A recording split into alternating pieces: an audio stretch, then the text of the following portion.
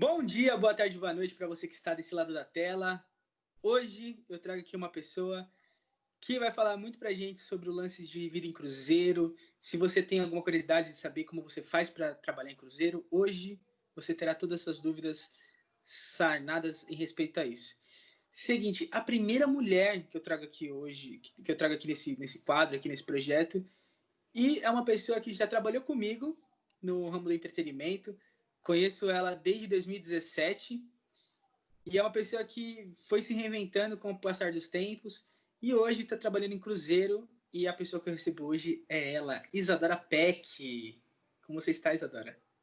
Tudo bem, sobrevivendo. E aí, como está sendo essa quarentena para você, Isa? Acho que está complicado para todo mundo, né? Principalmente para quem trabalha no ramo de cruzeiro, que muitas pessoas tiveram que interromper seus contratos para voltar para casa. Tem gente que nem conseguiu voltar ainda, tem gente que está no navio ainda. É complicado, né? Eu, pelo menos, só estou esperando as coisas melhorarem para poder voltar. E assim, deixa a gente com inveja. Conta para mim, onde você estava quando a pandemia estourou? Eu estava em Saint-Nazaire, na França. Eu estava em Olímpia, em São Paulo. Isa, antes da gente começar aqui a nossa entrevista, eu queria que você se apresentasse, que você contasse mais um pouco sobre você para as pessoas que não te conhecem ainda, que só para você dar um currículo ali, o que você já fez, para onde você já andou. Se a gente for falar sobre cruzeiro, eu sei que o mundo já quase foi todo dominado pelas pegadas de Dona Peck, né? Não, ainda não. Falta muita parte do mundo ainda, muita. Acho que eu só conheci, acho que 7% do mundo só. Nem isso, acho que 5% do mundo só. Mas já fez boas viagens, né? Já conheci lugares lindíssimos que, inclusive, eu voltaria como turista. Essa é a parte boa, que você pode fazer uma viagem estilo turismo, né? Mas recebendo. Isa, conta então pra gente um pouquinho mais sobre você. Ok. Bom, eu sou Isadora Peck, né? Tenho 25 anos. Eu trabalhei 4 anos com entretenimento infantil, né? Quando a gente se conheceu, eu já trabalhava nesse ramo. A princípio eu era atriz, né? Mas aí acabei indo para o ramo de entretenimento. Depois eu mudei totalmente de ramo, fui para a área de restaurante. Aí eu me descobri na confeitaria, né? Fiz curso, inclusive. E aí depois eu fui para o ramo de cruzeiro, que foi uma coisa que eu sempre quis. Desde muito tempo, desde que eu era atriz lá atrás, eu já queria ir para o ramo de cruzeiro, mas eu tinha medo por causa do inglês e tal, mas finalmente eu consegui ir. E Isa, você contou aqui pra gente, né, que você começou sendo atriz, depois foi pro entretenimento, acabou indo pra arte da culinária e do nada, cruzeiro. Como assim? Do nada você falou assim, ó, não quero mais pisar em solo brasileiro, vou seguir minha vida pelo Atlântico. E do nada você decidiu assim virar tripulante? Não, eu não foi do nada, como eu falei, foi uma coisa que eu sempre quis. Assim, eu tinha um amigo que me inspirava muito. Ele trabalhava em cruzeiro, ele trabalha em cruzeiro desde 2013, se não me engano. E eu via, né, viajando, e toda vez ele ia embora, eu vi todas as partidas dele, todas as voltas dele, e eu falava, nossa, como eu queria essa vida, né? Você viajar o mundo, trabalhar, ganhar para isso. Deve ser uma experiência muito legal. E a gente conversava muito sobre isso. E ele me incentivava. Tanto que, na minha opinião, ele foi meu padrinho em relação a isso. E aí foi isso. Não foi do nada. Eu ainda demorei 5 anos para ter coragem para me inscrever para trabalhar em navio. Porque eu tinha medo, porque não, eu não vou, meu inglês é muito ruim, eu não vou conseguir. Aí um belo dia, né, o trabalho em restaurante não é novidade para ninguém, que é super estressante, né? E um belo dia, assim, bateu os 5 minutos, assim, eu falei, não, agora eu vou me inscrever. Não, já chega. Para mim eu já esperei demais, sabe? Esperei 5 anos, não tinha necessidade de esperar esse tempo todo, agora vai ter que ser. Ainda demorei 3 dias para me inscrever porque eu fui por agência, né? Aí eu abri o site da agência, falei, não vou conseguir. Aí no terceiro dia eu falei, não, agora se inscreve, agora não tem jeito, agora vai. Aí eu fui selecionada para entrevista, não passei de primeira na entrevista, né? Pouca gente sabe disso. E só que aí depois o meu perfil foi reconsiderado. Aí me encaminharam para a empresa de cruzeiro que eu trabalho hoje. Entendi. E entrando nessa parte dessa vida de cruzeiro que você acabou de falar, como que é a sua rotina lá? Você tem folga? Você tem um horário certo? Não? Porque, querendo ou não, você está num lugar que você não pode simplesmente falar assim, ó, acabou meu expediente, vou para minha casa, ver minha família. Não, você está ali no meio do nada, não tem nada além de mar, dependendo da época da viagem que você está fazendo. E como que é isso? Tipo, se chamar, você tem que ir na hora, não tem essa, ou ainda tem uma flexibilidade ali, alguma coisa do tipo? Como que é?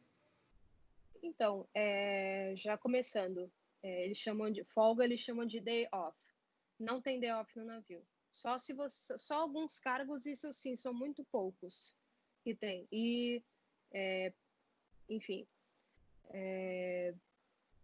em relação à rotina, depende do cargo também. Tem cargo que a qualquer momento você está na cabine lá, o cara liga e você tem que atender, entendeu?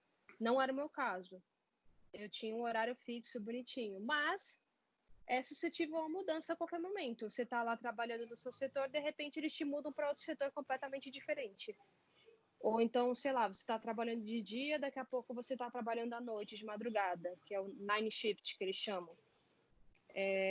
Então, a sua vida, eu falo que a vida no navio é muito instável. Hoje você está fazendo uma coisa, amanhã você está fazendo outra coisa completamente diferente. Hoje você está num lugar, amanhã você pode estar em outro lugar completamente diferente. Tanto que eu fui transferida de navio. Eu estava no navio, fui para outro completamente diferente. Na minha rotina, no meu cargo, no restaurante, eu fazia café da manhã e janta. Então, eu acordava assim, por exemplo, entre 6h30 e 8 horas. Se fosse dia de porto, era 6h30. Se fosse dia de mar, era 8 horas. Aí eu ia até entre 9h30 e 11 horas, também dependendo do dia de mar ou porto. Aí eu tinha essa pausa no meio da tarde, que aí eu ia almoçar, eu ia fazer, sei lá, ia lavar roupa, ia dormir, ou ia sair. Depois voltava 3h30. Aí ia até meia-noite, 11h30, por aí.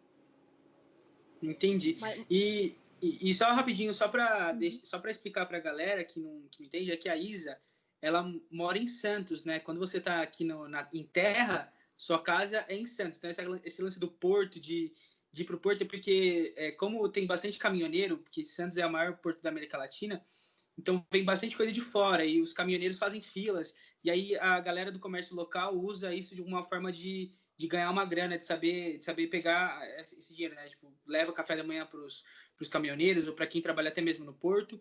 Então, é só para situar as pessoas que às vezes, sei lá, tem gente de São Paulo, de Olímpia aqui, tem gente que nunca viu o mar e que tá ouvindo essa entrevista aqui, entendeu? Uhum. Quando eu falo de porto, é quando o navio está atracado no porto, independente de qual porto seja. Pode ser o porto de Santos, do Rio de Janeiro, do Montevidéu, no Uruguai, Buenos Aires, na Argentina, pode ser qualquer um. Los Angeles, qualquer um. E Isa, como que é o processo seletivo dentro de uma empresa de cruzeiro? Porque você falou que você foi pela uma agência, e aí, a princípio, você não tinha passado da entrevista, mas depois eles reconsideraram, e aí quando deram ok, fala assim, ó, você vai vir para trabalhar com a gente tal dia. Como que foi depois esse processo até chegar o dia de embarcar? Então, a ideia, porque assim, tem empresas recrutadoras, tem várias no Brasil, tem a Infinity Brasil, tem a ISMBR, tem Portside, tem várias no Brasil. E aí depois que você passa na entrevista, você é submetido a uma entrevista em português e inglês, aí beleza, você passou na entrevista. Dependendo do seu cargo, você tem que fazer uma entrevista com a companhia, com a Royal Caribbean, com a Norwegian, sei lá, com a empresa que você está sendo recrutado. Aí beleza, você passou nas duas entrevistas. No meu cargo, não precisou fazer entrevista com a empresa com a empresa de cruzeiro, foi só com a agência. Aí, beleza, foi aprovada, tá aqui Perdão. A princípio, você não recebe a sua data de embarque. Você é aprovado, aí já começam a pedir os documentos. Que, no caso da minha empresa, é visto americano, porque para trabalhar na Royal Caribbean você precisa de visto americano. É uma exigência da empresa. Passaporte, porque muita gente não tem. Eu já tinha, mas tem gente que não tem.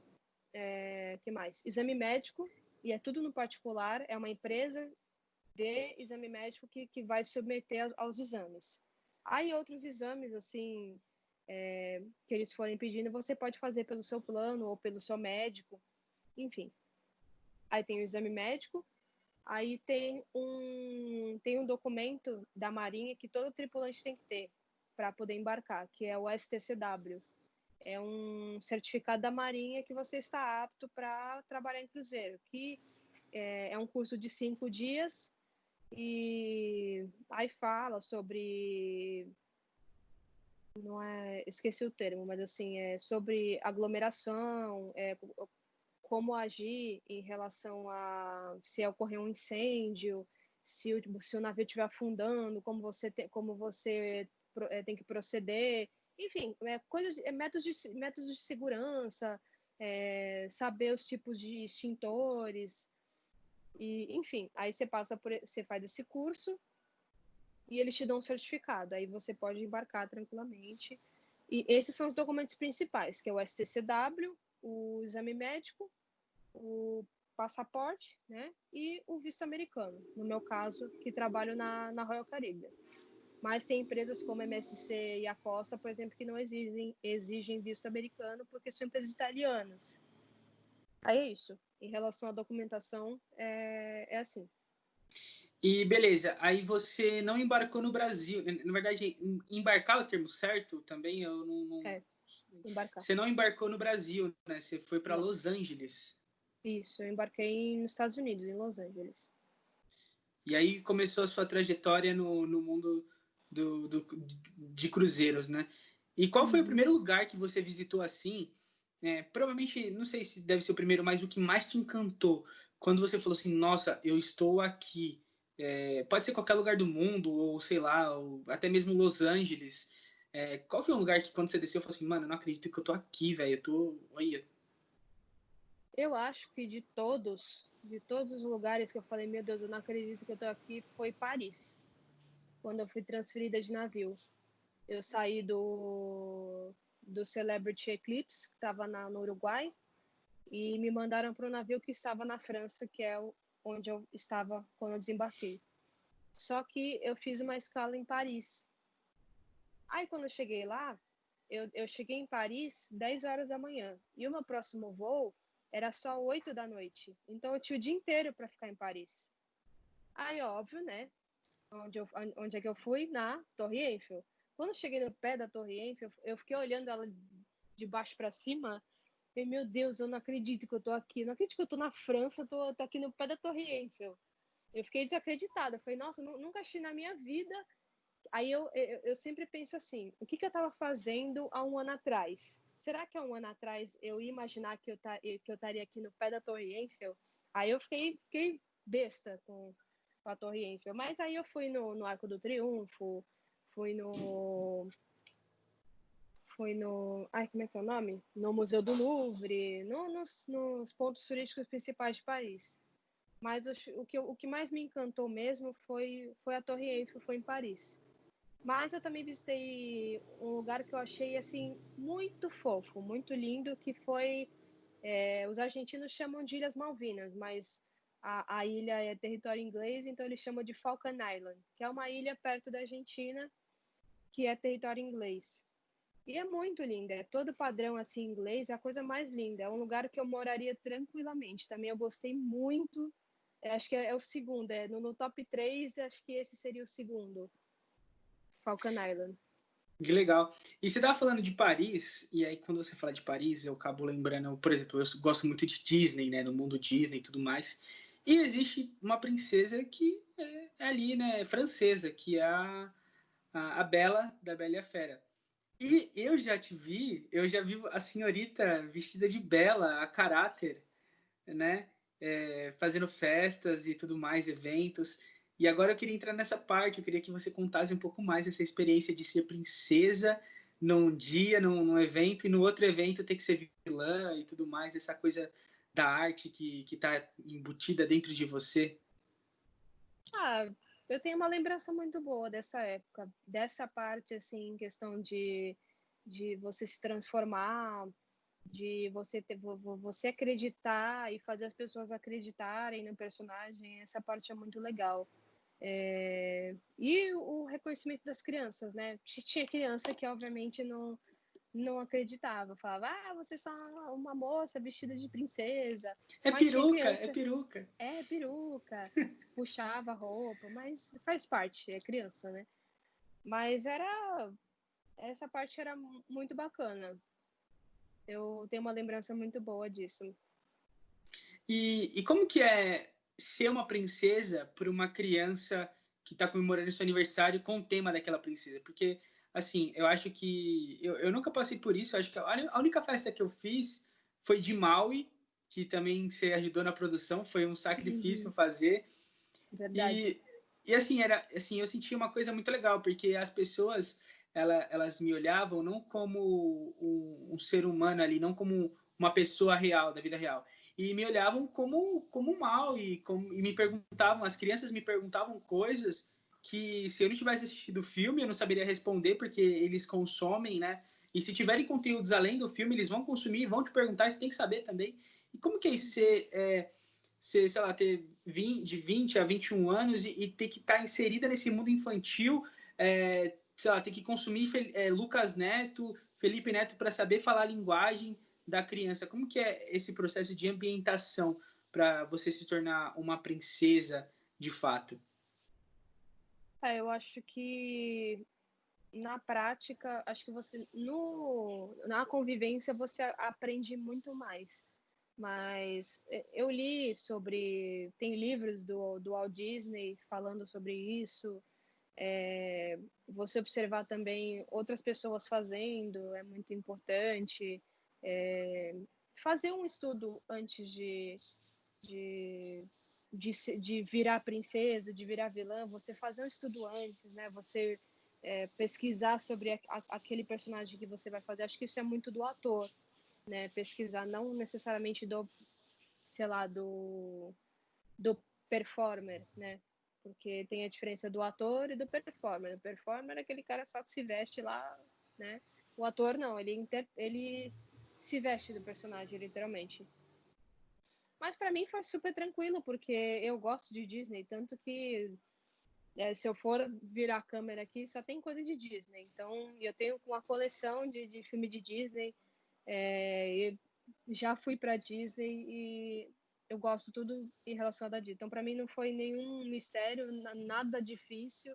Assim, eu só tive que trabalhar como lidar com as crianças, porque eu nunca tinha feito nenhum curso de pedagogia, nada do gênero. Então eu tive que aprender essa parte na prática, mas não foi nada difícil, assim, não foi nenhum bicho de sete cabeças. Você vai aprendendo na vivência, se você vai fazendo os eventos e você vai aprendendo cada dia a personalidade das crianças, né? Aí você vai adquirindo conhecimento. E ó, eu por te conhecer, eu acho que já sei qual vai ser a resposta, mas eu vou ser obrigado a perguntar.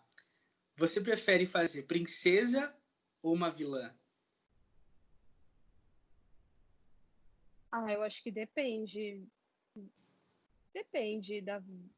É que você me conheceu em outra época da vida, né? Então eu tinha outro pensamento. Hoje, não sei, se você perguntasse, você quer fazer, sei lá, a Aurora ou a Rainha Má? Eu escolheria a Rainha Má, com certeza. Mas assim, você prefere fazer a Elsa ou prefere fazer, sei lá, fala uma vilã aí qualquer. Malévola. Preferia fazer a Elsa. Justo, justo. E, bom, agora a gente vai voltar a falar um pouquinho sobre essa vida de cruzeiro e tudo mais. Depois a gente volta a falar um pouquinho também sobre a sua vida de atriz. E voltando a falar sobre o tema de cruzeiro, a gente perguntou lá, eu perguntei para você do país que você olhou e ficou de cara, e eu queria te fazer a pergunta inversa. Teve algum país que você olhou e falou assim, que te decepcionou? Não que não seja um bom país para se visitar, mas que você esperava mais e não foi tão assim que nem você esperava? País que me decepcionou, acho que não teve nenhum país assim que eu falei, nossa, não teve nenhum país assim que me decepcionou, porque como eu não conhecia nenhum dos países, então eu não criei expectativa em relação a nenhum dos países. Assim, eu fiquei impressionada com o que eu vi, não vou mentir para você. Por exemplo, e eu comparei, inclusive, esses países com o Brasil e mudou a minha visão em relação ao Brasil, porque eu achava que o Brasil era um país super atrasado, super pobre, super tudo de ruim. Aí eu visitei países como Uruguai, Chile, algumas partes da Argentina. A Argentina não é tão pobre, mas ela ainda perde para o Brasil em alguns aspectos. E eu fiquei muito impressionada, porque se você observar esses países, o Brasil é o suprassumo da América do Sul. Então eu fiquei assim, nossa. Aí eu fui para Guatemala, Guatemala também muito pobre, mas assim, muito bonitinho, mas muito pobre. Eu não cheguei aí ao Peru porque eu não tinha tempo, porque do Porto para a cidade era 30 minutos de ônibus e eu não tinha tempo na época. Eu trabalhava em outro setor e eu não tinha tempo para ir. Mas eu vejo fotos de amigos meus e você vê que o lugar é bem pobre. E eu acho que não tem nenhum país assim que me decepcionou, assim. A única coisa que me decepcionou entre aspas, foi quando eu cheguei em Los Angeles. Eu achei as pessoas de Los Angeles um pouco mal educadas, sabe? Não sei se foi aquele dia, não sei se foi aquela situação, não sei. Eu sei que para mim as pessoas ali não tinham paciência, sabe? Enfim, a minha chegada em Los Angeles não foi muito legal. Mas não que eu fiquei decepcionada. Quero voltar para Los Angeles, sim, porque eu não conhecia os pontos turísticos. Queria ter ido na Calçada da Fama, na Praia de Santa Mônica, no letreiro de Hollywood, e não pude ir quando eu fui, mas quero voltar sim, independente disso que aconteceu. Pode ter sido só uma má experiência naquele dia, mas não que necessariamente eles sejam desse jeito. Não, e aí? E aquela coisa, né? Se for para ser mal recebido, que seja em Los Angeles, né? Não é verdade? Isa, você tocou num ponto que eu nem tinha pensado, para ser sincero, que é justamente essa sua visão sobre o Brasil, que você falou que mudou bastante.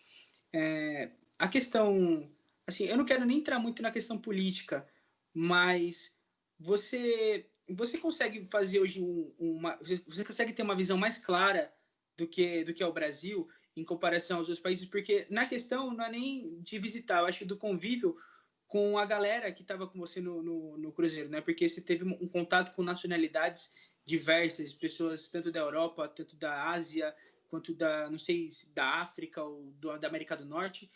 E qual foi essa percepção? Porque, igual, eu mesmo, eu sou uma pessoa que estou acostumado a conversar com brasileiros. Então, o meu estilo de conversa, o meu estilo de viver é um estilo brasileiro. E quando você sai desse macro aqui, você abre mais essa sua questão, você acaba vendo tipo novas culturas, novos jeitos. Tem alguma coisa de outra cultura que você gostou e que você talvez leva para você? Se não tiver, não tem problema, mas é alguma coisa que você admira em outra cultura, algo do tipo assim que te fez abrir um pouco a sua mente em relação em essa questão do ser humano? Sim, quando você vai trabalhar em cruzeiro, você lida com N nacionalidades. Você lida com gente de todas. Não tem uma assim que você não encontre, nem que seja uma pessoa. Tem até país que você nem sabia que existia e tem gente lá daquela nacionalidade. Tanto que tinha um país chamado Minamar, eu nem sabia que existia esse país, é um país perto da China. Enfim. Você está falando, eu acredito que existe. Então, para você ter uma ideia, nunca ouvi falar, tive que jogar no Google para saber onde é que era esse país. E eles não falam chinês, tanto que a minha até falou, eu não falo chinês, eu falo a minha língua. Eles não gostam que sejam comparados com o chinês, embora eles sejam parecidos com o chinês. Enfim, Tem um costume, inclusive, dos chineses, que para mim eu achei sensacional, que eu adotei para minha vida. E eu observei nos passageiros chineses. Eles comem muita fruta, muita fruta. É assim, chega a ser exagerado. É 3, 4 pratos de frutas em todas as refeições. Café da manhã, almoço e janta. E chá, eles tomam muito chá. E chá é bom para digestão, né? Então, toda hora eles tomam chá também. 2 canecas de chá por dia, praticamente, eles tomam. Por dia não, por refeição. E, assim, em relação aos países, por que eu mudei a visão em relação...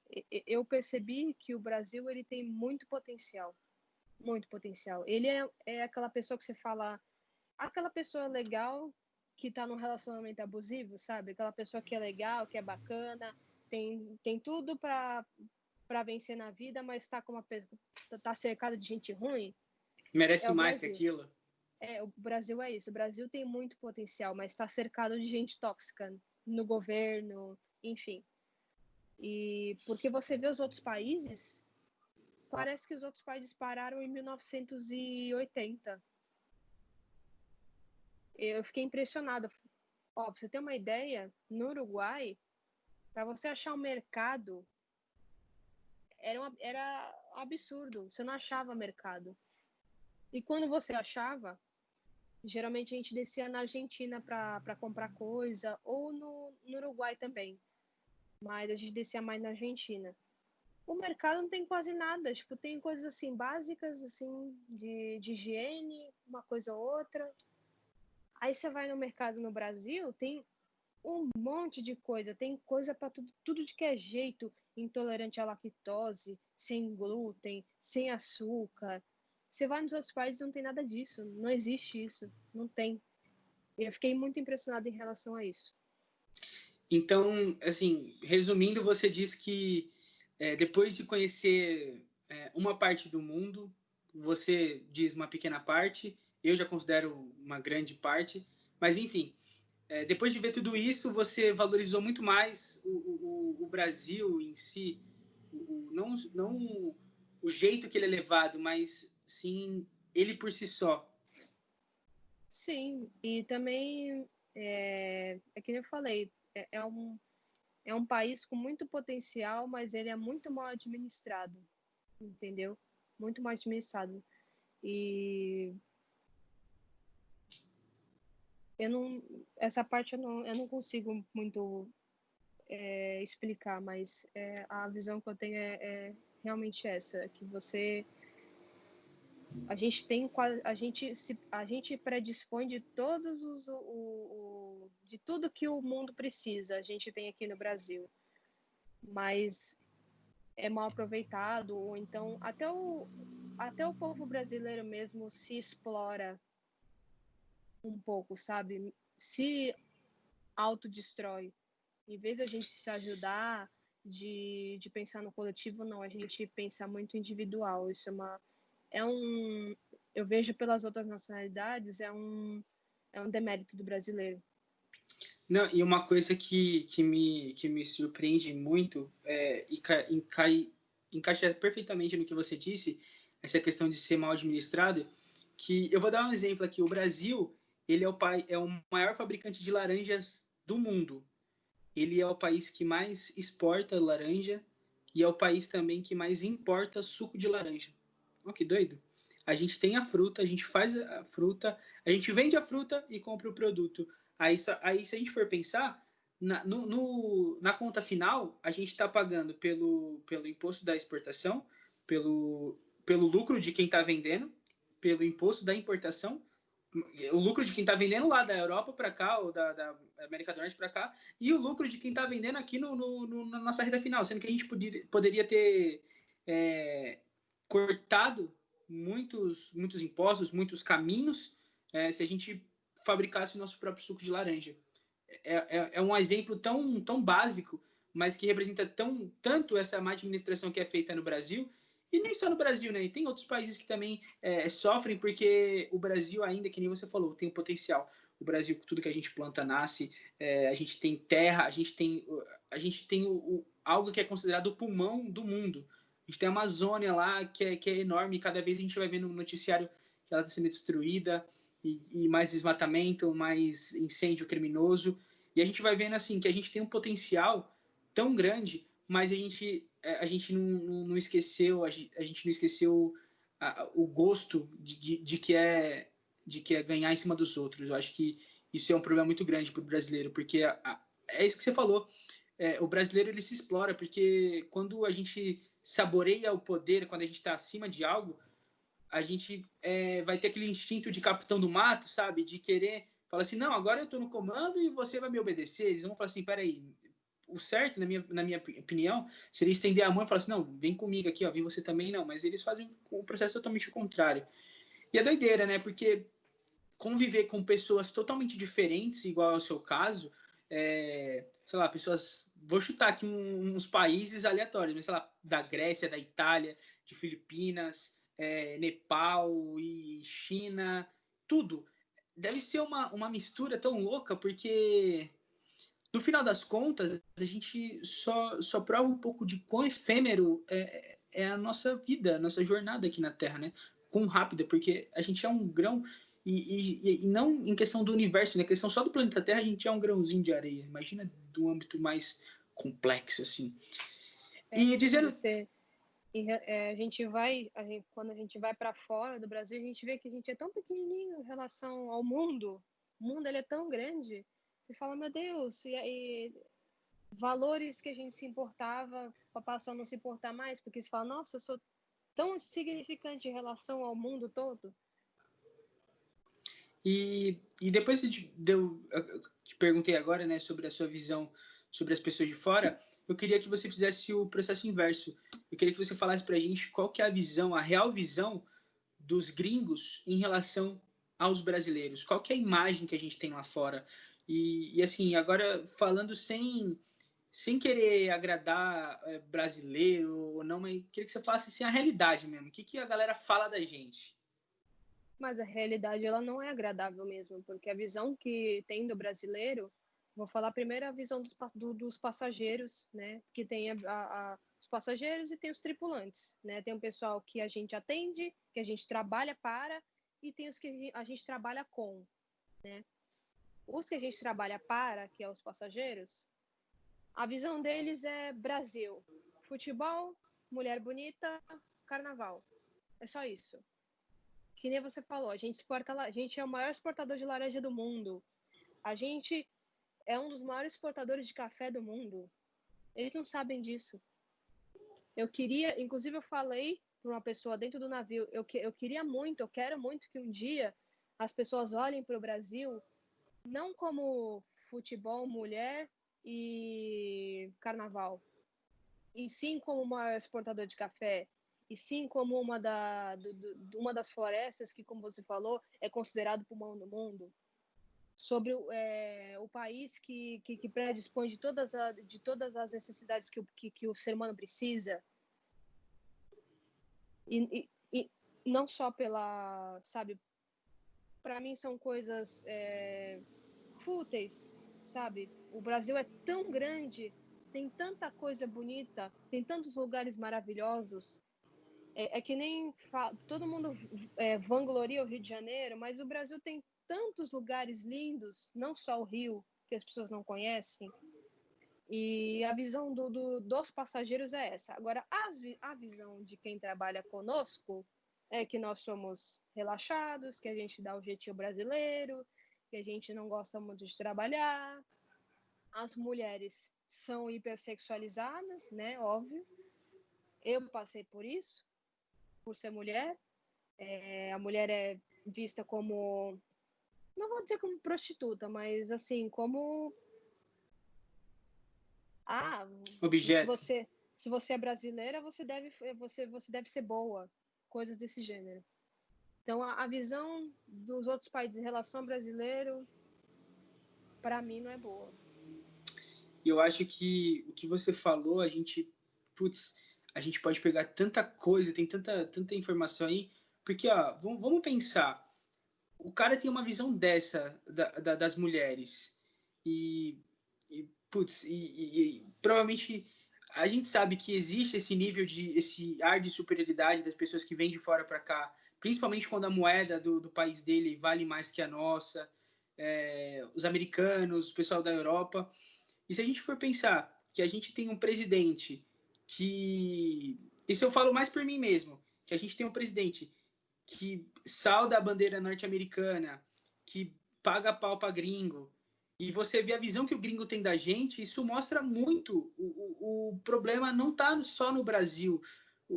A questão do machismo, a questão do racismo também, essas questões que envolvem da homofobia, não está só no Brasil. A gente importa esses preconceitos de fora. Porque se a gente for pensar como que o povo brasileiro, como a gente se autodenomina, a gente se autodenomina uma pessoa receptiva, calorosa, amigável, predisposta. Só que a imagem que a gente tem para fora é totalmente diferente. É o que você está falando agora. A gente tem a imagem de ser preguiçoso, de dar o famoso jeitinho brasileiro, que é uma coisa que existe mesmo. Porque essa coisa do jeitinho brasileiro é muito louco, porque tem um exemplo sobre arquitetura. Não, perdão, sobre engenharia. É só um exemplo básico. Tinha um chinês fazendo uma ponte e ele demorou 3 meses para fazer o projeto da ponte e demorou 1 semana para construir ela. O engenheiro brasileiro ele foi lá, fez a ponte 1 semana e ficou 3 meses consertando ela. Porque esses 3 meses que o chinês pegou, ele calculou todos os tipos de risco que ele poderia ter e faz a ponte perfeita. O brasileiro não, ele faz rapidinho e depois ele vai só consertando. Ou seja, ele vai ter um trabalho maior do que o necessário. E é muito louco quando a gente vê que a gente não tem uma imagem boa pro mundo, né? Porque eu acho assim que você deve ter tido esse tipo de resposta de muitas pessoas, né? No final das contas. Igual, eu conheço você a ponto de saber que você não gosta de carnaval. E eu acho que pela sua camisa, o carnaval não é uma coisa que está na sua programação anual. E como que é para uma brasileira chegar para um gringo e falar assim, pô, eu não gosto de carnaval? Como que foi a reação? Porque você já deve ter falado isso para alguém, né? O pessoal no navio me chamava de fake Brasília, né? No brasileira falsa. Porque todo mundo... Eu lembro quando foi o cruzeiro no Brasil, o último lugar foi o Rio de Janeiro, né? Porque o Carnaval do Rio de Janeiro é famosíssimo. E teve overnight, né? Overnight é quando o navio fica atracado no porto a noite inteira, quando ele vira a noite no porto. Então teve três overnight no Rio. E todo mundo, quando tava acabando meu expediente, eu tava indo pra minha cabine e todo mundo, ué, você não vai sair no carnaval? Aí eu, não. Como assim você não gosta de carnaval? Como assim você não vai ver o sambódromo? Como assim? Gente, eu não gosto. Primeiro, eu conheço carnaval desde que eu nasci. Eu nasci no Brasil. Eu conheço carnaval há muito tempo já. E outra, não me interessa carnaval. Não gosto de aglomeração, não gosto de gente suada, de música alta, música que eu não gosto, né? Aí o pessoal ficava, oh, como assim? Oh, ficava impressionado. Eu acho que deve ser a mesma visão, sei lá, quando a gente está na China e acho que todo chinês vai fazer pastel, assim, cadê um pastel? Ou vai comer um cachorro na nossa frente. Não, a gente também tem estereótipos do mundo. É que nem uma vez um mexicano perguntou para mim alguma coisa relacionada ao Brasil. Foi inclusive do carnaval. Ele, ué, você é brasileira e não gosta de carnaval? Eu falei, você é mexicano, você tem um sombreiro? Aí ele, não tenho. Eu falei, então pronto. Né? Porque todo mundo acha que mexicano anda de sombreiro por aí, e nada a ver, né? A gente acha que vai chegar no México, tá um monte de gente cantando La Cucaracha com chocalho e com sombreiro. E não existe isso, nada a ver. Você acha que você vai chegar no Peru que vai estar todo mundo andando de lhama. E não, né? Você acha que você vai chegar, sei lá, em Paris, vai ter um cara fazendo mímica assim no meio do centro de Paris. Não, também Ou que não. você vai estar em Los Angeles e aí vai estar passando vários artistas aqui e ali. Entendeu? Vai estar Britney Spears passando com o cachorro na avenida. Não, nada a ver.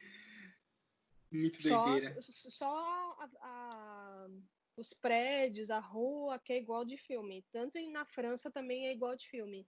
Mas, assim, só o visual, mas a realidade não é assim. É uma coisa, tem gente, inclusive, que acha que no Brasil ainda é mato, que a gente anda que nem índio, que a gente anda se pendurando em árvore, igual Tarzan, sabe?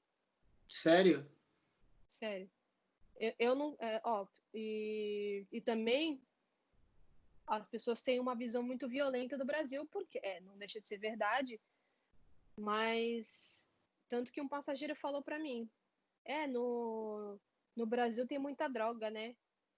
Tanto que até a filha da mulher que falou isso falou assim, fez uma cara assim, tipo, como é que você fala isso para um brasileiro? Eu falei, não, eu entendo a sua visão.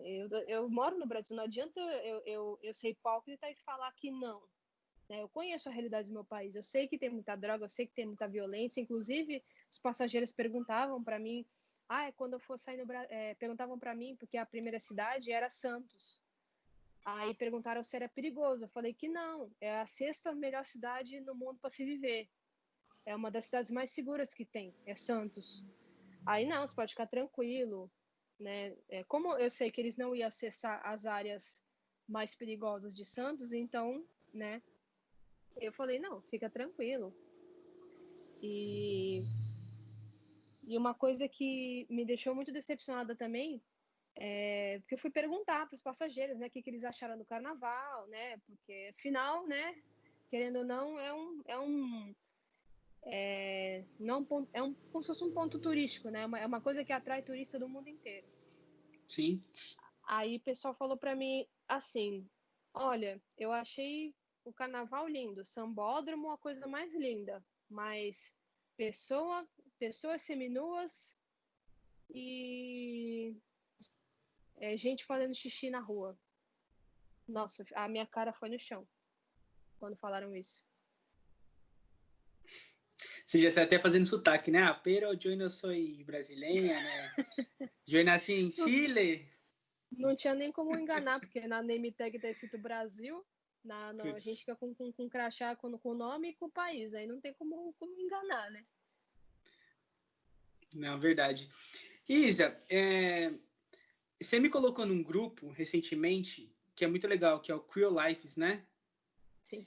Que são histórias, são pessoas, na verdade é um grupo onde a maioria das pessoas trabalha em cruzeiros e elas compartilham as suas histórias, suas experiências ali e tudo mais. E recentemente teve um caso que você com certeza acompanhou do brasileiro que teve uma treta com uma das maiores companhias de cruzeiro do mundo, né? Sim, sim. Inclusive, eu trabalho na mesma empresa que ele e gerou uma polêmica assim, muito grande, tanto nesse grupo quanto na internet em geral. E ele falando que estava sendo maltratado, enfim. Bom, eu trabalho na mesma empresa e eu posso dizer que não foi nada disso, né? A empresa, inclusive, ela estava fazendo, posso falar que ela estava fazendo ginástica para mandar a gente para casa. É que assim, não é culpa da empresa a embaixada dos países. Tem país que simplesmente fala, não, eu não quero, tá fechado, não vai entrar ninguém. E a empresa não pode fazer nada. A empresa quer mandar o cara para casa, mas a embaixada barra. A imigração, eu não sei qual o termo, mas a embaixada barra o trâmite, barra a chegada da pessoa no Brasil.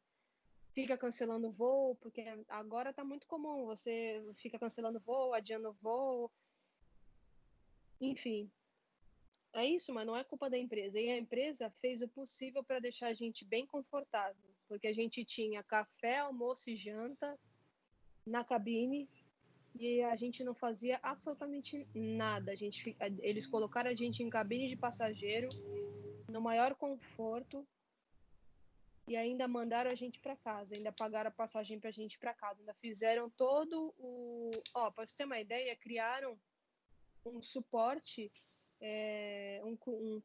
crew assist, que eles chamam. Porque, né, você fica muito tempo trancado, você quer ir para casa, você não pode trabalhar, você não pode nem sair da cabine você pode. Então, tem gente que fica, né, deprimido, fica ansioso, fica eu tive crise de ansiedade, tive crise de pânico. Então, eles criaram uma assistência a essas pessoas que estavam, né, com crise de depressão, né, para não acontecer algo pior. Então, até isso eles criaram. Então, até na saúde mental, eles pensaram dos tripulantes. Então, eu não tenho que reclamar. Tá? Eu estaria sendo muito injusta com a empresa. E eles deixaram a gente no maior conforto possível, em cabine de passageiro, com TV a cabo aberta, não era Netflix, mas a plataforma de filme lá deles aberta pra gente, sabe? Algumas pessoas, não foram todas, mas eu fui uma dessas pessoas, eles ligavam todos os dias para mim para saber se eu estava bem, se eu precisava de alguma coisa. Então, eu sou uma pessoa que eu dou de César o que é de César. Então, nesse aspecto, a empresa foi sensacional. Tanto que eu fiz até um agradecimento no Facebook quando eu voltei para o Brasil. Eu agradeci eles por todo o suporte que eles deram, do começo da pandemia até eu chegar em casa. Entendi. E para quem não acompanhou isso, tem um brasileiro chamado... E ele postou no Twitter, né, fez uns depoimentos também em outras redes sociais, falando que ele estava sendo maltratado, que ele estava sendo encarcerado, que ele não podia ver a luz do sol, que estava praticamente sendo tratado como um bicho. E ele fez até um apelo, tinha marcado um monte de pessoas famosas, até o Donald Trump ele marcou E deu o que falar isso daí, deu uma repercussão. A própria Royal se manifestou, né, a respeito disso, se não me engano. E no final das contas ele acabou até virando meme, né? Porque é o que você falou. Muitas pessoas deram o depoimento favorável à empresa, que fez um bom respaldo, e ele acabou virando meme. E nisso tudo eu queria te perguntar, quantos dias você ficou, depois que soltou isso do corona, que fechou tudo, quantos dias você ficou ainda dentro do navio para poder voltar para o Brasil? Então, foram 2 processos, né? O primeiro fecharam o navio, então a gente só podia circular dentro do navio, não podia sair para fora, para o porto, etc. Isso foi dia 13 de março. Aí, dia 26 de março, foi declarado o surto, né? Foi declarado o estado de calamidade na pandemia. Aí a gente não pôde sair da cabine. Aí a gente teve que ficar em isolamento total, porque tinha casos no navio, né? Inclusive, no navio onde eu estava,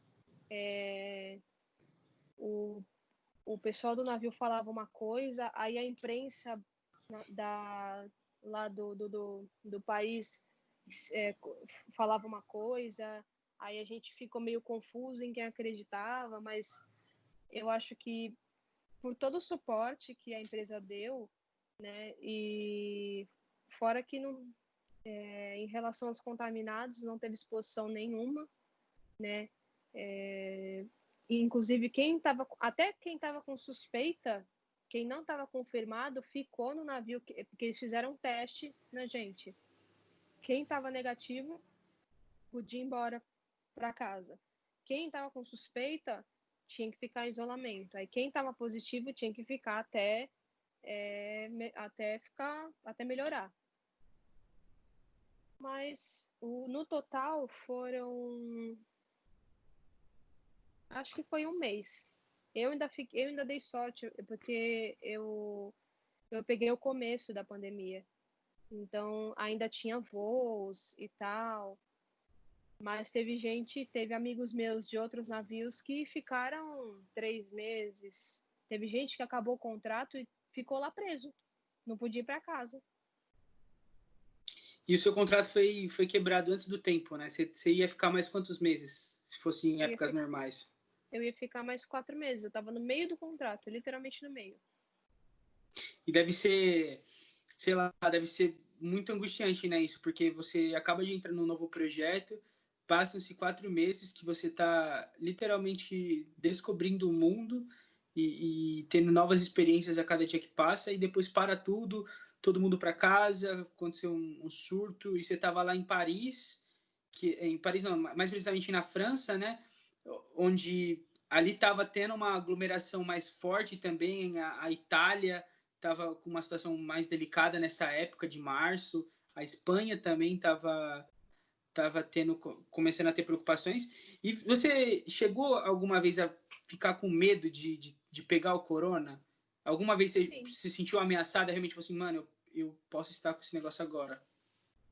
Não, eu fiquei com medo, porque quando você passa por aeroporto, né, passa gente do mundo inteiro em todas as condições, né? Então, a chance de ter passado alguém contaminado no aeroporto é muito grande.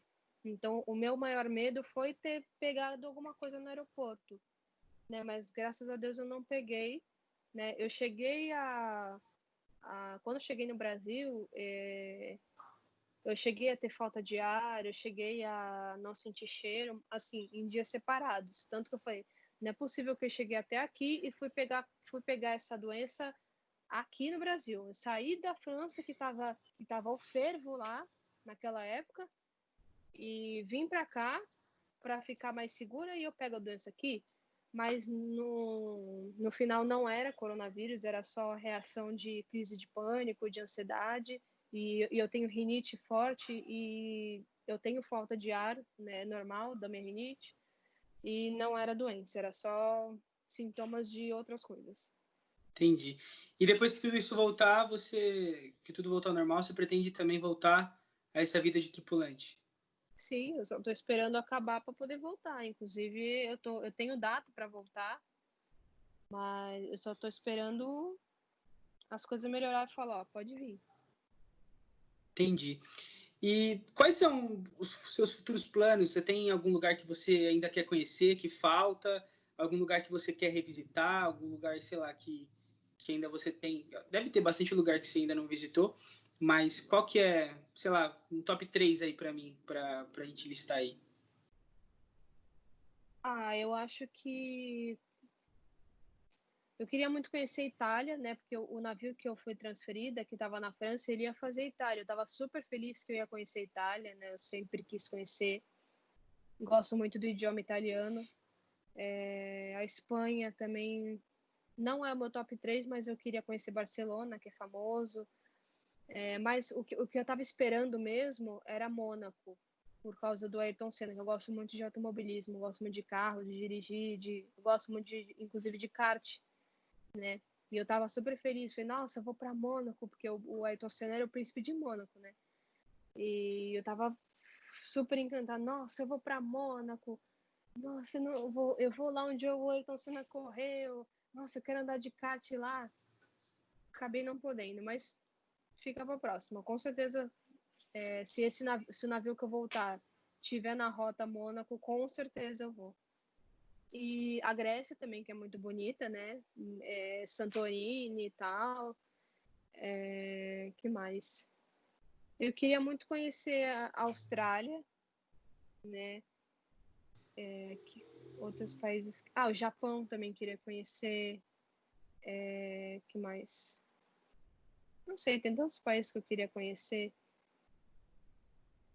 Eu estava feliz também no outro navio, antes de eu ser transferida, que eu ia para Seattle, nos Estados Unidos, que eu ia para San Diego, que eu ia para alguns países dos Estados Unidos que eu não conhecia e que eu gostaria muito de conhecer.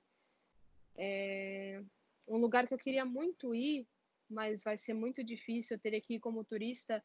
Eu queria ir muito no México no Dia de los Muertos, né? No Dia dos Mortos, que eu acho que é o carnaval deles, né? Uhum. E eu acho a coisa mais linda do mundo, é uma coisa que eu queria conhecer. Mas assim, o que eu queria mesmo conhecer, que eu estava esperando, que eu ainda quero conhecer, é a Itália, né? Mônaco. Eu acho que um terceiro que eu gostaria de conhecer. Acho que a Noruega também, por causa da aurora boreal. Eu queria muito ver. Eu já vi uma aurora austral, porque tem a aurora austral e tem a aurora boreal. Eu já vi a austral, agora eu quero ver a aurora boreal. Que isso, hein? Metas magníficas.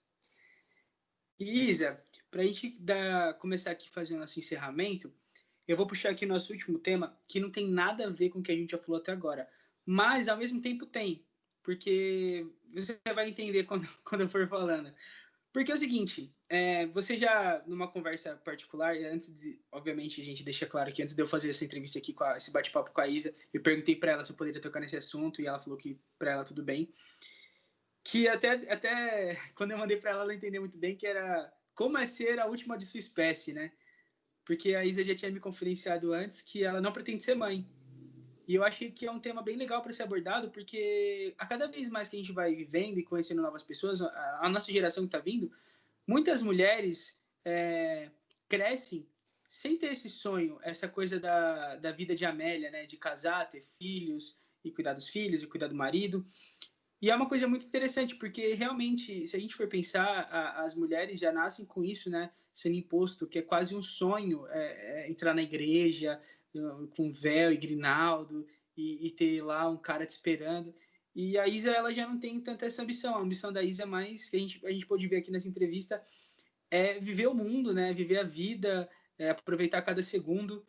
E como que é para você saber, assim, ter essa noção que não vai ter mais pequenas pecs por aí andando e que você será a última de sua espécie? Para mim, não foi uma decisão difícil, né? Eu decidi não ser mãe por causa de vivências que eu tive, entendeu? Eu vi a minha mãe sofrer muito quando morreu, né? Então, eu fiquei pensando, e se de repente eu ficar doente e meu filho ter que presenciar isso? Foi uma cena muito triste e eu não gostaria que um filho meu presenciasse isso. Eu acho que eu posso poupá-lo de certas coisas, e uma delas é essa. Porque... E outra, para mim, a minha vida, ela não cabe um filho, né? Porque eu trabalho em navio, hoje eu tô aqui, amanhã eu tô ali, sabe? E eu não acho certo deixar um filho para os outros criarem, porque eu conheço gente que trabalha a bordo, que inclusive você já deve ter visto no grupo do Crew Life, pessoas comentando, gente que acabou de ter filho, já vai embarcar, sabe? Eu não acho certo isso, na minha opinião. Cada um com a sua vida, cada um com o seu filho, mas eu não faria isso. Eu não acho certo fazer isso com meu filho, porque eu acho que o filho precisa da presença da mãe, principalmente da presença da mãe. E eu não faria uma coisa dessa, sabe? Não... E se eu tivesse um filho, eu teria que parar tudo, eu teria que abrir mão desse sonho, porque para mim isso foi uma realização muito grande na minha vida, que eu sempre quis. E eu não gostaria de abrir mão, é uma coisa que eu não abro mão de jeito nenhum, porque foi uma coisa que eu lutei muito para conseguir, sabe? Eu voltei a estudar inglês, eu estudei inglês 1 ano e meio para poder embarcar, sabe? Foi um investimento muito grande, a embarcação, então não seria justo comigo mesma, nem com a criança, né? Abrir mão disso. Fora que, né? Poderia até, num caso mais grave, eu querer culpar a criança por isso, porque acontece, né? A gente sabe que acontece de terem mães que, porque se não fosse você, eu estaria em outro lugar, se você não tivesse nascido. Eu não quero, né, correr o risco de passar por isso, entendeu? Embora eu tenha consciência de que a criança ela não tem culpa de nada. Ela não pediu para nascer, nós não pedimos para nascer. E foi baseado nisso que eu decidi, fora os gastos, né? Fora os gastos que uma criança gera, um filho gera, né? E eu acho que você tem que ter maturidade também para criar um filho. É um caráter que você vai formar para o mundo, né? E o fato de você ser bom caráter, de você ser uma boa pessoa, não significa que o seu filho vá ser também, né? A gente tem tantos casos aí de de pessoas que foram criadas em boas famílias e a pessoa é mau caráter, então é um risco que você corre, é um tiro no escuro que você dá. E eu realmente eu não quero essa preocupação para mim, essa responsabilidade para mim, porque filho é uma responsabilidade, não é simplesmente parir e, né, e vai criando. Não, eu acho que filho é um planejamento, né? Como eu falei, é um caráter que você está criando para o mundo. Então foi Entendi. nisso que eu decidi não ser mãe. Inclusive, eu quero fazer laqueadura para o ligamento de trompas, né? Para não ter filho. Que é Entendi. uma coisa muito polêmica, inclusive, na nossa sociedade, né? Porque fala que porque você pode se arrepender, porque ainda existe esse tabu, essa discussão de porque a mulher só é realizada quando ela é mãe. Só que assim, as pessoas não entendem que não é porque você teve uma boa experiência que eu vou ter também. É. Não, não é porque eu conheço gente que embarcou, que chegou lá e falou: não, eu vou embora, isso aqui não é para mim, não gostei. Eu adoro, embora o trabalho seja muito difícil, seja muito duro, não vou mentir. Tem vezes que você senta no chão da cabine e fala: meu Deus, o que eu tô fazendo aqui? Para mim é gratificante. É gratificante. Mas tem gente que chega lá e fala: meu Deus, isso aqui não é para mim, eu vou embora. Cada pessoa é uma pessoa. Então não é porque fulano se realizou tendo filho que eu vou me realizar tendo filho, que eu vou ser uma ótima mãe, que isso vai me transformar, que isso vai ser a melhor coisa da minha vida. Não. Mas as pessoas, elas tendem a achar que sim, entendeu? Porque eu gosto muito disso, então você vai gostar também. E não é assim. Isa, vamos voltar a falar daquele último tema. Eu queria entrar com um comentário falando justamente sobre essa coisa do arrependimento, que eu queria deixar de mensagem final até. Porque, na verdade, se a gente for pensar, o arrependimento, ele tá para os dois lados, né? Da mesma forma que você pode se arrepender futuramente por não ser mãe, você poderia se arrepender futuramente por ter sido mãe. A gente nunca pensa que ser mãe porque assim, eu tô falando, obviamente, eu tô totalmente fora de contexto desse assunto, porque eu nunca vou ser mãe. Mas assim, a galera, assim, a gente vê o âmbito da construção da relação da mãe muito forte e é quase como uma obrigatoriedade da mulher ser mãe.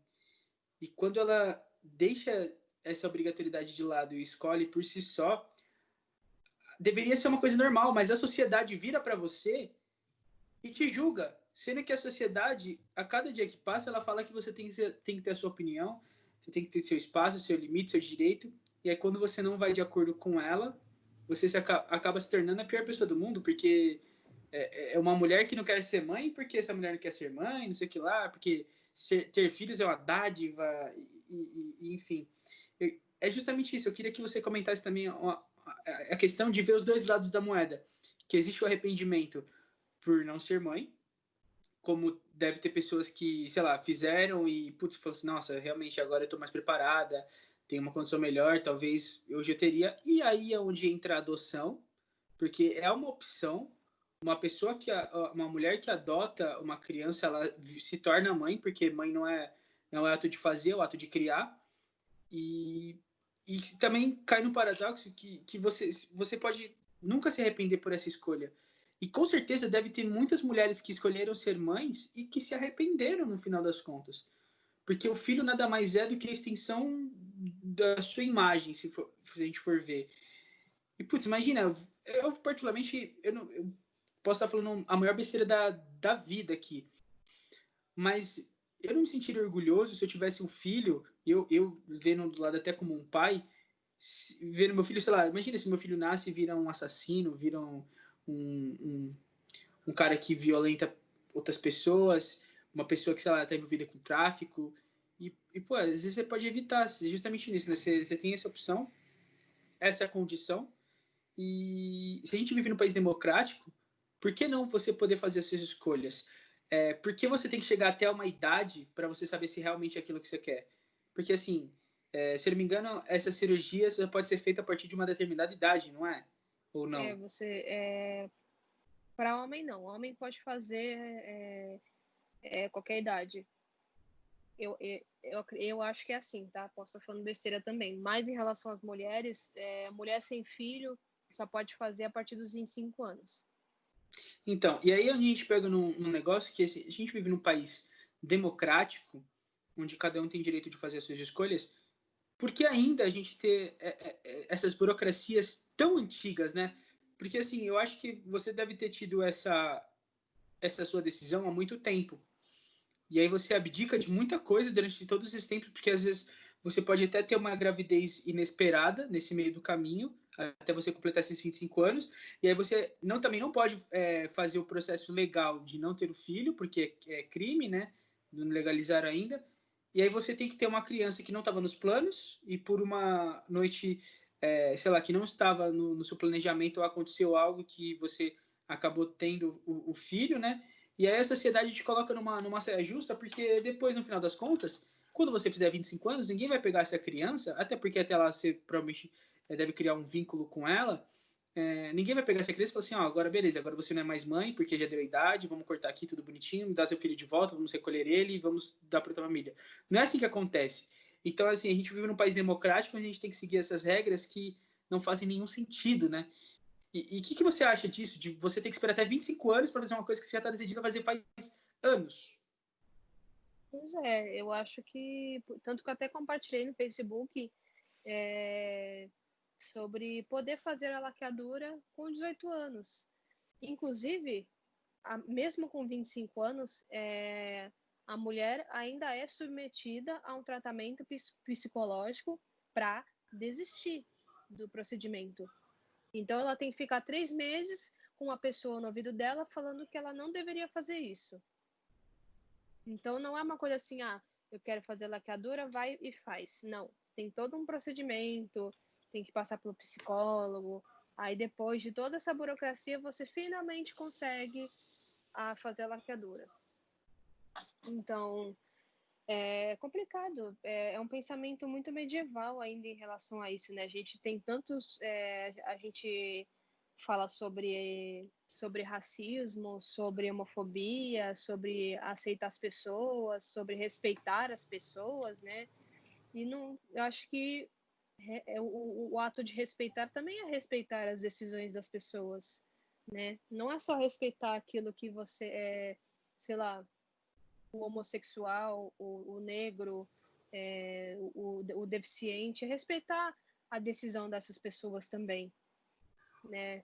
E fora que você deixando a gente permitindo, a sociedade permitindo, o país permitindo procedimentos como esse, você evita muitas coisas, né? Uma gravidez indesejada, né? Uma pessoa frustrada, tanto da mãe quanto do filho, né?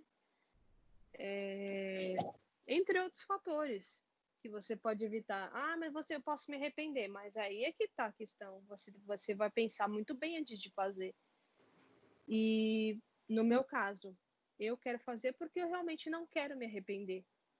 Eu não quero ter a possibilidade de mudar de ideia, porque eu não me vejo como mãe. Então, eu prefiro que eu não seja. Então, isso evita muitas coisas. É um assunto muito delicado, né? Porque, inclusive, esse assunto nos outros países, de pessoas de outras nacionalidades, também tem uma posição muito medieval em relação a isso.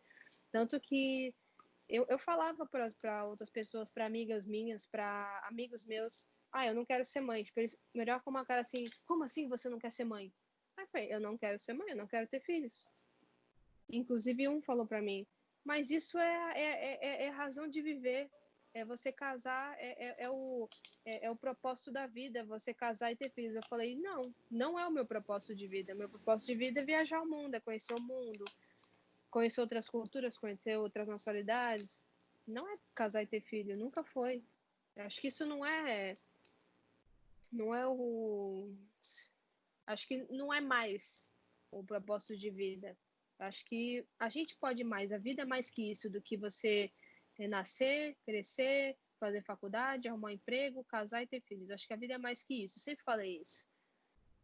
Então, eu acho que lá fora a visão ainda é mais medieval, porque, por incrível que pareça, a gente acha que questões como preconceito no geral, tá? Tanto de raça, de orientação sexual, de direito das mulheres, machismo, nos outros países ainda é muito mais retrógrado que no Brasil. O Brasil ainda está muito avançado em relação aos outros países. A gente acha que a gente é muito atrasado em relação a esses valores, mas se você comparar com os outros países, a gente está muito avançado, porque os outros países é muito comum eles terem uma visão da mulher assim ainda medieval, sabe?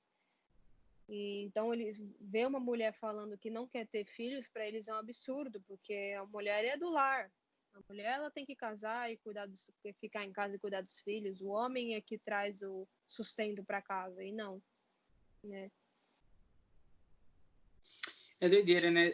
Assim, e se a gente parar para pensar, né, que talvez um assunto como cruzeiro, como vida de tripulante, no final das contas tem a ver até com esse tipo de assunto, né? Porque, cara, eu penso assim, ninguém deveria, no caso, dizer o que você deve fazer com o seu próprio corpo, né? É a única coisa que a gente tem, e de fato, a única coisa que a gente tem de fato é o nosso corpo. Porque meu celular pode ser roubado, minha televisão pode ser quebrada, meu carro pode ser, sei lá, perdido, mas eu nunca vou perder minha cabeça, eu nunca vou perder meus braços, a não ser que, obviamente, seja um caso de um acidente, né? Mas numa vida normal a gente não perde nosso corpo. E a gente a gente, não, pode parecer meio louco que eu tô falando, mas nós somos a única pessoa que convivemos com nós mesmos a todo tempo. Ou seja, na minha cabeça tem uma voz que fala comigo todos os dias e eu converso com ela, eu respondo essa voz. E essa voz sou eu mesmo falando comigo mesmo. E eu tomo decisões durante o dia. Eu vou saber o que eu vou comer. Eu penso, pô, será que eu vou comer carne ou vou comer frango? E eu não vou ficar falando em voz alta. Então eu tenho essa voz que fala comigo. E eu tenho certeza que todo mundo deve ter. Então você tem essa voz falando com você isso há muito tempo. E se você chegar a um ponto de tomar uma decisão dessa, que não é uma decisão igual a roupa que eu vou colocar para ir no mercado, não, é uma decisão muito séria que vai afetar a sua vida diretamente. Então, provavelmente, quem toma uma decisão dessa deve estar pensando não no agora, não tipo, eu não quero ter porque agora não é o momento. Não, deve estar pensando lá na frente. Eu lembro que a gente se conhece faz 3 anos. E desde o dia que eu te conheço, eu sempre fico brincando com você que você seria aquela velhinha dos gatos dos Simpsons.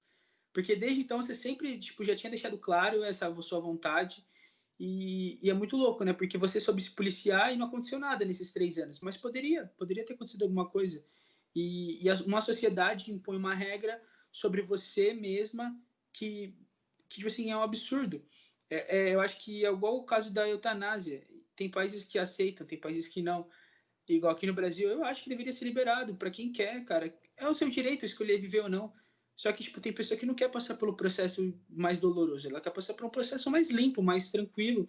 E justamente eu acho que isso de ficar uma pessoa lá, um psicólogo, uma pessoa que é formada, olha como que é louco, uma pessoa que é formada nisso, ela estuda isso e ela fica 3 meses na sua mente falando que você que não deve fazer, que é o arrependimento, e mesmo assim, imagina quantas pessoas estava com esse propósito, conversou com essas pessoas, mudaram de ideia e hoje se arrependem, entendeu? Deve ser uma doideira muito grande, porque eles têm técnicas para te convencer, né? Eu posso... Exatamente. E... Exatamente. Fala, pode falar. Não, então, e mesmo depois de tudo o que passou, você continua tendo essa certeza na sua vida. Sim, cada dia eu tenho mais certeza. Eu, inclusive, do nada apareceu para mim o trecho de uma novela. Acho que o nome da novela é Páginas da Vida, eu não lembro. Eu sei, inclusive, quem contracena com a atriz, que eu não lembro também o nome, é a nossa ex-secretária da Cultura, né?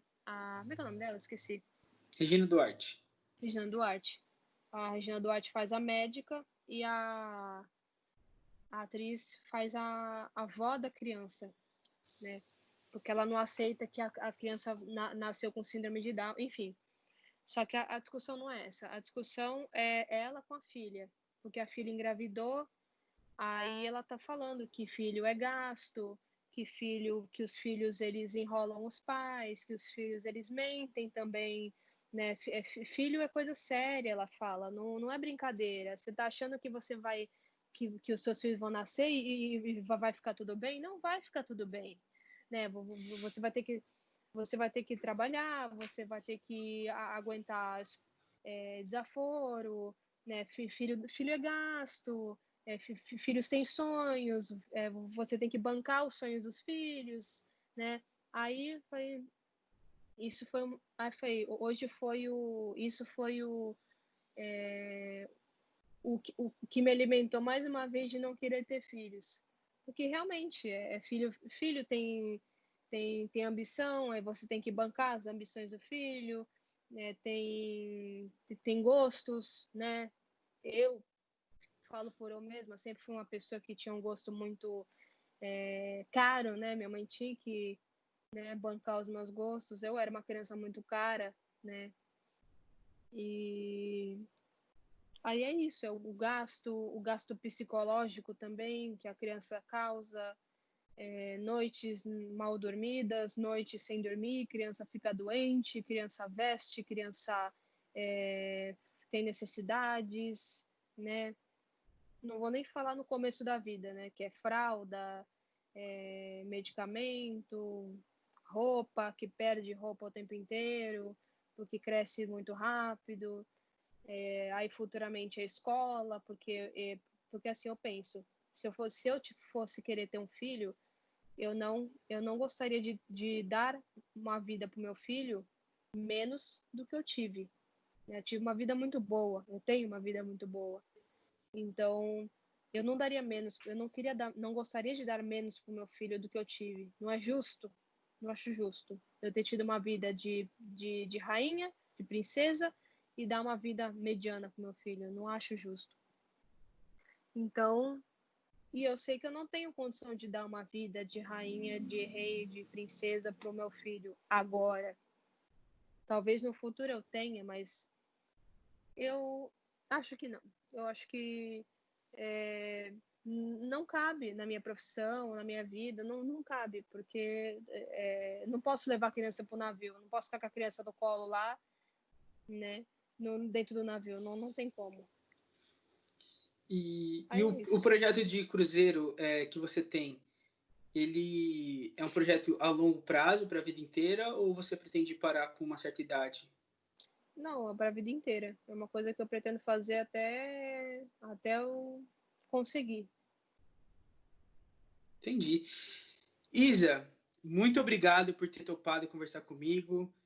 Fico muito feliz De nada. de ter sido você a primeira mulher nesse canal. Uma pessoa que é muito importante na minha história, porque eu lembro Obrigada. que quando eu tava morando aí, para quem não sabe, eu fui morar sozinho em Santos, e você foi uma pessoa que soube me compreender, porque a gente estava passando por algumas coisas parecidas naquele momento, e a gente conversava e era muito louco porque a gente entrava nos assuntos que a gente viajava, a gente compartilhava meme um com o outro. Você era a pessoa que me alimentava de memes, eu adorava isso. E era uma forma de eu não me sentir sozinho também, porque eu nunca tinha morado sozinho, não tinha a figura de ninguém, e era eu e eu. E você também, sempre foi muito você e você. E você foi uma pessoa muito importante para mim. Então, eu queria te agradecer de verdade por ter participado, por ter topado. Faz tempo que a gente não se vê pessoalmente, mas eu tenho certeza que depois que tudo isso passar e você estiver aqui pela terra, você, você vai me dar um alô e a gente marca, eu vou aí, que eu também estou precisando dar uma passada em Santos. Eu queria te agradecer muito. Você queria falar alguma coisinha no final para a gente encerrar? Eu queria agradecer pelo convite, né? Fico feliz que você tenha me escolhido como para fazer a entrevista, né? E é isso. Os assuntos foram muito interessantes, né? Não é todo mundo que se interessa por esse assunto de navio de cruzeiro, então fico muito feliz que você tenha me convidado também para falar disso. E é isso. Fica aqui meu agradecimento. É isso. Valeu, então. Pessoal, se você gostou, compartilha, comenta, marca um amigo, chame ele para conhecer.